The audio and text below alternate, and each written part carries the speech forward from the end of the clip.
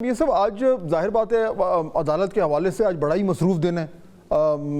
مختلف قسم کی ڈیولپمنٹس بڑی تیزی سے ہو رہی ہیں اور آرڈر بھی آ گیا. جو پریکٹس اینڈ پروسیجر بل ہے اس پہ بھی جو ہے وہ منصور علی شاہ صاحب نے جو ہے وہ بڑے تحفظات کا اظہار کیا, خط بھی لکھ دیا. اب اس میں ایشو یہ ہو رہا ہے کہ حکومت کو جو اہداف چاہیے 2/3 کے حوالے سے, اس کے لیے بظاہر یہ لگ رہا ہے کہ وہ ہر قدم پہ آہستہ آہستہ اپنے پلان کے تحت آگے چل رہی ہیں, لیکن ساتھ ساتھ وہ بہت سارے امپورٹنٹ اقدامات کے ذریعے چیزوں کو رونتی بھی جا رہی ہے.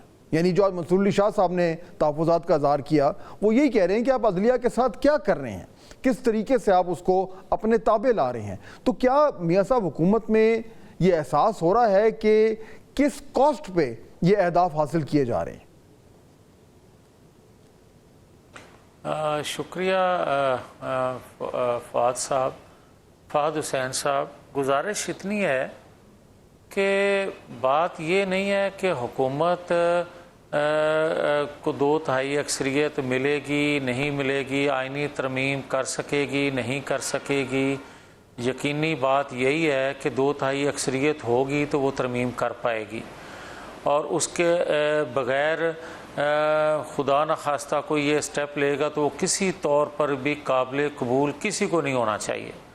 مگر بات یہ ہے کہ کیا یہی پارلیمنٹ ہے جو آئین قانون بناتی ہے اور اسی کے تحت عدلیہ کو جو ہے وہ قوت ملتی ہے یا وہ آئین کی تشریح کرتی ہے. یہ ہو سکتا ہے کہ جو ادارہ مرکز ہو آئین قانون بنانے والا, آپ تشریح تو کر سکتے ہیں, آپ آئین کو ری رائٹ نہیں کر سکتے. آپ نے بے شمار مواقع پہ آپ نے دیکھا کہ ٹھیک ہے آئین توڑتا ہے کوئی ادارہ, کوئی طاقتور ادارہ جو ماضی میں توڑتا آیا ہے, مگر اس کو آئینی کور کون دیتا ہے؟ عدلیہ دیتی ہے. کبھی ہم نے یہ دیکھا ہے کہ اعلیٰ عدلیہ, انتہائی قابل احترام عدلیہ, انتہائی قابل احترام جسٹس صاحبان نے کبھی سٹینڈ لیا ہو؟ اور کیا یہی آئینی ادارہ جو ہے اس نے میاں صاحب, یہ تو ہوگی ماضی کی بات. ماضی میں تو اگر ہم جائیں تو بڑا کچھ ہو جائے گا. یہ جو اس وقت موجودہ جو صورتحال ہے اس میں دیکھیے یہ بات بالکل کلیئر ہے کہ آئینی ترمیم 2/3 حاصل کرنے کے لیے حکومت نے ایک کوشش کی, اس میں وہ فیل ہو گئی, وہ کامیابی اس کو نہیں مل سکی. اب اسے پیچھے ہٹنا پڑا ہے اور اب ایک نیا راستہ تلاش کیا جا رہا ہے میاں صاحب, جو نظر آ رہا ہے. اور وہ نیا راستہ بظاہر یہ ہے کہ آپ نے پہلے پریکٹس اینڈ پروسیجر بل کو چینج کیا, اس کے ذریعے چیف جسٹس جو ہیں وہ اپنی مرضی کا بینچ بنائے, اس میں فوراً سے پہلے 63A کا ریویو لگا دیا گیا. اگر وہ اوور ٹرن ہوتا ہے تو فلور کراسنگ کی اجازت مل جائے گی. آپ جو پی ٹی آئی کے یا سنی اتحاد کونسل کے یا آزاد جو بھی کہیں, وہ بندے توڑیں گے, نمبر پورے کریں گے اور آئینی ترمیم جو ہے وہ پاس کرا لیں گے. یہ روٹ نظر آ رہا ہے. یہ بالکل درست ہے.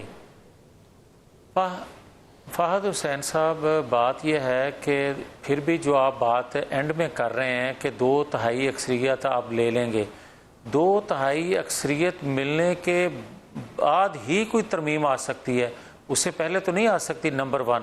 نمبر 2 یہ ہے کہ مجھے یہ کہنے کی اجازت دے دیں کہ آپ ایک آئین قانون کے مطابق فیصلہ دیتے ہیں تو اس کو ہر کوئی مانے گا, اور جب آپ آئین قانون خود بنانا شروع کر دیں گے تو کون مانے گا؟ مثلاً آپ یہ دیکھیں, جس 2/3 اکثریت کا آپ ذکر کر رہے ہیں, لینے کا یا ٹوٹنے کا یا ملنے کا یا امکانات کی آپ بات کر رہے ہیں, تو مجھے یہ کہنے کی اجازت ہوگی نا کہ یہ آئین قانون آپ کو اجازت دیتا ہے کہ 3 دن کے اندر آپ نے کسی ایک جماعت کو جوائن کر. میں سادہ الفاظ میں بات کر رہا ہوں. یہ تو آرگیومنٹ آ گیا نا میاں صاحب, یہ تو گورنمنٹ کا آرگیومنٹ آ گیا اس فیصلے پہ. یہ بالکل ٹھیک ہے, اس میں آرگیومنٹ گورنمنٹ کا نہیں, لیکن فہد حسین اس میں یہ تو نہیں ہو سکتا کہ آپ کہیں کہ جی ہم نہیں مانتے. نہیں, یہ تو نہیں ہو سکتا. فہد ایک سیکنڈ, یہ نہ نہیں فہد صاحب, یہ نہ کریں. آپ یہ نہیں کر سکتے کہ یہ کہہ سکتے کہ یہاں کوئی اور بھی حکومت ہو, کیا اس کو یہ حق حاصل نہیں ہے کہ وہ پارلیمان کے اندر بننے والے قانون کا تحفظ کرے؟ کیا وہ یہ نہیں کہہ سکتے کہ آپ نے 3 دن کے اندر جو بھی جماعت جوائن کرنی تھی آپ آزاد تھے، آپ 6 ماہ کے بعد نیا حلف نامہ کس طرح دے سکتے ہیں؟ جب میں بات کرتا ہوں ماضی کی تو پھر آپ کہتے ہیں کہ نہیں آج کی بات کریں، ماضی کی بات نہ کریں۔ تو مجھے یاد ہے کہ 62-63 پر آپ نے وقت کے پرائم منسٹر کو 2017 میں نااہل کیا تاحیات یہ کہہ کے کہ آپ نے غلط بیانی کی، آپ صادق اور امین نہیں رہے۔ تو بھائی مجھے آج بتائیں کہ جن اتنے لوگوں کو ابھی آرگومنٹ آ گیا نا کہ آپ نے الیکشن امینڈمنٹ میں ترمیم کر دی ہے اور اس کے ذریعے جو ہے وہ اب جو سپریم کورٹ کا فیصلہ ہے وہ اس کو ایک طریقے سے اوورٹیک کر گیا ہے، یہ ایک آرگومنٹ ہے، اس سے بحث ہو سکتی ہے، لیکن صرف یہ کلیئر کر دیں کہ دیکھیے وہ جو 2/3 والا معاملہ ہے اور آئینی پیکج والا معاملہ ہے وہ اس لیے آپ کو ناکامی کا سامنا کرنا پڑا کیونکہ مولانا فضل الرحمان صاحب جن کو آپ سمجھ رہے تھے کہ وہ آپ کے ساتھ آ گئے ہیں، انہوں نے نہ صرف یہ کہ آپ کا ساتھ دینے سے انکار کیا بلکہ ابھی کل انہوں نے تقریر میں یہ کہا کہ یہ حکومت فیل ہو چکی ہے اور نئے الیکشنز کی طرف جانا چاہیے۔ تو کیا ابھی بھی گورنمنٹ یہ بالکل ارادہ رکھتی ہے کہ 2/3 اکثریت حاصل کرنے کے لیے کر کے یہ آرڈیننس، یہ ترمیم، آئینی ترمیم لانی ہے؟ یہ ابھی بھی ٹیبل پر ہے، ابھی بھی کوششیں جاری ہیں؟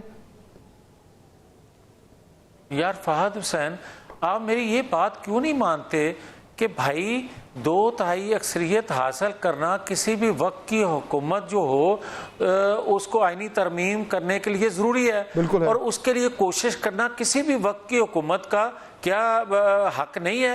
اور پھر میں یہ بات کرتا ہوں جو آپ مولانا فضل الرحمان صاحب کو کوٹ کر رہے ہیں، مولانا فضل الرحمان صاحب ووٹ کاسٹ کریں گے ہی تو 2/3 اکثریت بنے گی، ترمیم ہو سکے گی ورنہ نہیں ہو سکے گی۔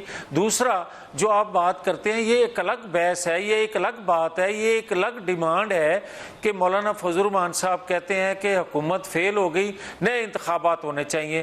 تو پھر مجھے یہ بھی کہنے کی اجازت دینا کہ 8 فروری کو ہونے والے انتخابات میں جو پک اینڈ چوز ہوا ہے، جو مولانا صاحب بات کرتے ہیں کہ یہاں پک اینڈ چوز ہوا ہے، تو پھر پک اینڈ چوز مولانا فضل الرحمان کے ساتھ تو خیبر پختونخوا میں ہوا ہے، پھر وہ بھی بات مان لیں، وہ بھی آپ کہہ دیں کہ وہاں بھی غلطی ہوئی ہے، وہاں بھی زیادتی ہوئی ہے، پھر مجھے بھی کہنے کی اجازت دے دیں کہ پنجاب کے اندر بھی پک اینڈ چوز ہوا ہے۔ بالکل، یہ میں وہی کہہ رہا تھا کہ یہ تو آپ کی بھی دکھتی رگ ہے، لیکن مولانا صاحب سے آپ جس طرح کہہ رہے ہیں کہ مولانا صاحب کے نہیں میری یار ایک سیکنڈ، نہیں فہد صاحب ایک سیکنڈ پلیز یار، میں جب بات کرتا ہوں تو پھر آپ کہتے ہیں کیونکہ یہ حکومت کا موقف ہے۔ بھائی بات یہ ہے، یہ اپوزیشن کا موقف ہو یا حکومت کا موقف ہو، اگر درست ہے تو اس کو درست کہنا چاہیے۔ جو میں بات کر رہا ہوں، جو آپ کہہ رہے ہیں یہ دکھتی راگ ہے، تو پھر میں بھی یہ کرنے کی اجازت دے دیں، میری بات نہ کریں۔ میں پنجاب کی خیبر پختونخوا کی بات کر رہا ہوں کہ کیا یہاں پک اینڈ چوز نہیں ہوا؟ چلیں وہ اب ہم دوسری طرف چلے جائیں گے، لیکن مجھے یہ بتائیے میاں صاحب کہ آپ نے ابھی خود کہا کہ مولانا صاحب کی اگر ووٹ دیں گے تو 2/3 اکثریت ملے گی ورنہ نہیں ملے گی۔ اس میں کچھ لوگ حکومت کے شاید آپ سے اتفاق نہ کریں، وہ شاید کہیں کہ نہیں ہم مولانا کے صاحب کے بغیر بھی یہ 63 کو ذرا اوورٹرن کروا لیں تو پھر ہم بندے توڑ لیں گے۔ لیکن کیا مولانا صاحب سے ابھی بھی آپ کو امید ہے؟ وہ جس طرح کی باتیں کر رہے ہیں، جتنی وہ بالکل یعنی کہ سیاہ سفید قسم کی گفتگو کر رہے ہیں، آپ سمجھتے ہیں کہ مولانا صاحب ابھی بھی ان گنجائش ہے کہ وہ آپ کے ساتھ مل جائیں گے؟ دیکھیں فہد حسین، ہم ساری مفروضے پہ بات کر رہے ہیں، وہ اس طرح کہ میں کہہ رہا ہوں کہ 2/3 اکثریت ملے گی تو ترمیم ہو پائے گی، آپ کہہ رہے ہیں کہ آپ کو مولانا فضل الرحمان سے اب بھی امید ہے، میں کہتا ہوں کہ امید ہے تو میں یہ بات کر رہا ہوں، نا امیدی ہوئی تو 2/3 اکثریت کے بغیر آئینی ترمیم نہیں ہو سکی۔ وہ آپ مفروضے پہ بات کر رہے ہیں، صاحب کے بغیر بات تو سیدھی آپ کو نہیں مل سکتی۔ میں کہتا ہوں مجھے تو نظر نہیں آتی، اگر ہوا تو وہ بھی ووٹ ہی ہوں گے نا، وہ بھی اسمبلی کے اندر سے ووٹ ہوں گے، اور وہ بھی ووٹ ہوں گے جن کو فلور کراس کرایا باہر سے تو نہیں آ جائیں گے۔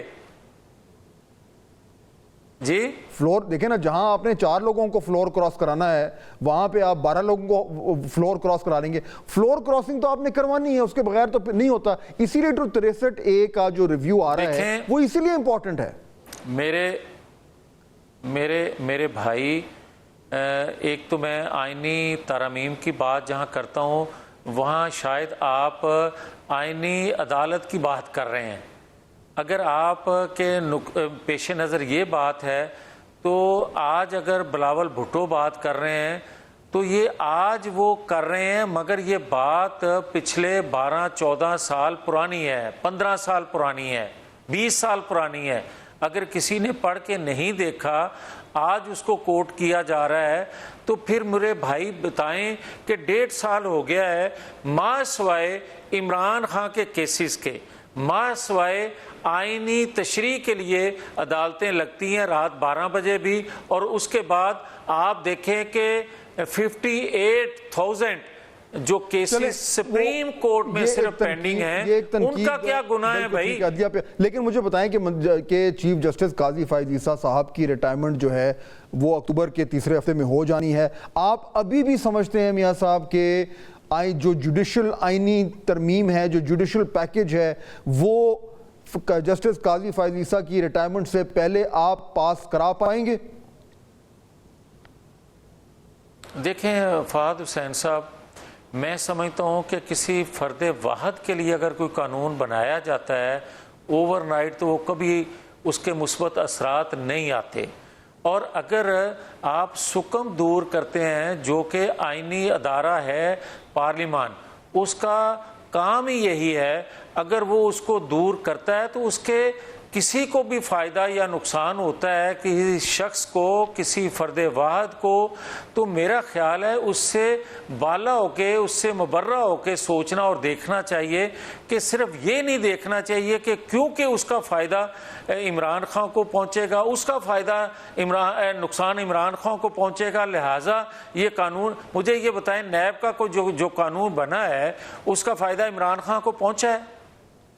آپ اس لیے نہ بنائیں کہ کیونکہ عمران خان کو فائدہ پہنچے گا اس لیے نیب کے قانون میں ترمیم نہیں لانی چاہیے۔ میرا خیال ہے یہ سوچ بدلنی چاہیے۔ میاں صاحب دیکھیں، ٹائم ختم ہو رہا ہے، لیکن دیکھیے یہ اسی بات میں تو تضاد ہے، یعنی وہ پریکٹس اینڈ پروسیجر بل جو پی ڈی ایم کی گورنمنٹ نے، موجودہ P M L N lead government نے وہ چینج کیا تھا۔ پہلے صرف جب بندیال صاحب تھے تو چیف جسٹس کے پاس تمام اختیارات تھے، وہ پریکٹس اینڈ پروسیجر بل پاس کیا تاکہ، اور کہا گیا کہ یہ ایک فرد واحد کے پاس اتنے اختیارات نہیں ہونے چاہیے، 3 لوگ ہوں گے تو ایک کلیکٹیو وزڈم ہوگا۔ اب اسی کو جو خود بنایا تھا آپ اسی کو چینج کر رہے ہیں، کیونکہ اس وقت وہ آپ کا مفادات کو سوٹ کر رہا تھا، کیونکہ جو ہے وہ آپ کو ججز چیف جسٹس سوٹ نہیں کر رہے تھے۔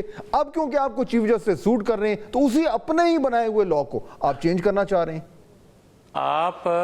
آپ میرے بھائی عدلیہ کو انڈیپینڈنٹ ادارہ سمجھتے ہیں؟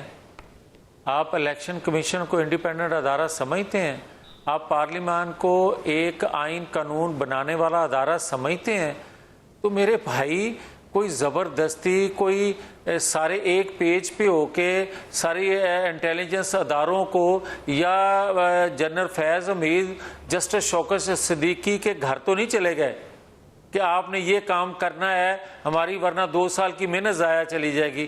بھائی جو ایک طریقہ کار موجود ہے اس طریقہ کار کے مطابق اگر کام ہو رہا ہے، کسی کو پسند ہے یا نہیں ہے، مگر طریقہ کار آئینی قانونی ہے، تو پھر ہمیں ماننا چاہیے یار۔